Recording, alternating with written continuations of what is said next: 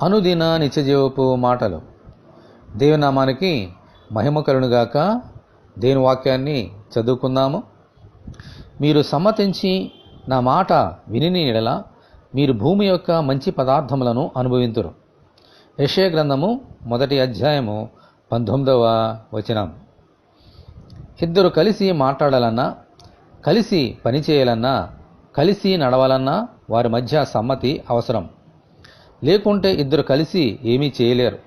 అందుకే సమ్మతింపకుండా ఇద్దరు కూడి నడుతురా అని దేవుని వాక్యము సెలవిస్తోంది. అదే రీతిగా ప్రభునందు విశ్వాసం ఉంచడానికి, ఆయనతో నడవడానికి, ఆయన మాట వినడానికి దేవునితో మనము సమ్మతించాలి. అప్పుడే ఆయన చిత్తానుసారముగా ఈ లోకంలో జీవించగలుగుతాం.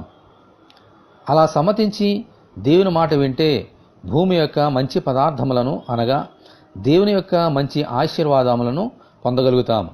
దేవునికి స్తోత్రము కలుగునుగాక. ఆమేన్.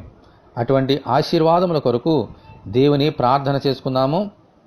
ప్రభువా, మీకు వందనాలు. మీతో కలిసి నడవటానికి, మీ మాట వినడానికి సమ్మతించుచున్నాము. మీ ఆశీర్వాదములనే మంచి పదార్థములను మాకు అనుగ్రహించమని, ఈ వాక్యం ఉంటున్న నీ బిడ్డలందరినీ అలాగున దీవించమని ప్రభు అయిన యేసుక్రీస్తు ద్వారా ప్రార్థన చేయుచున్నాము తండ్రి. ఆమేన్.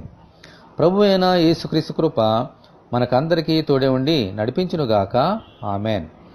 పరిశుద్ధ దేవుని మందిరం.